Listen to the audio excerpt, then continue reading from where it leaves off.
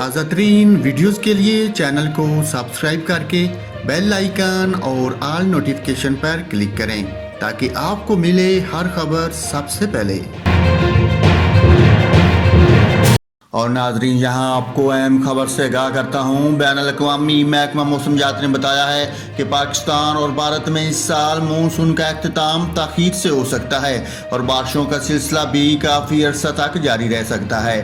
بین الاقوامی محکمہ موسمیات کے مطابق شمال مغربی خلیج بنگال میں موجود ہوا کا دباؤ شدت اختیار کر رہا ہے۔ ان کا مزید کہنا ہے کہ پاکستان کے جنوب مشرقی حصے میں رواں ہفتے کے وسط یا آخر میں بارشوں کا امکان ہے۔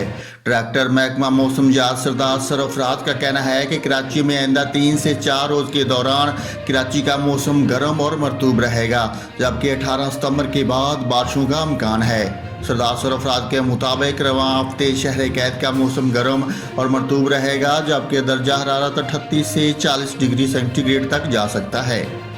انہوں نے مزید بتایا کہ اس سسٹم کے تحت بلائی اور زرعی سندھ سمیت جنوبی پنجاب میں بھی بارشیں ہو سکتی ہیں۔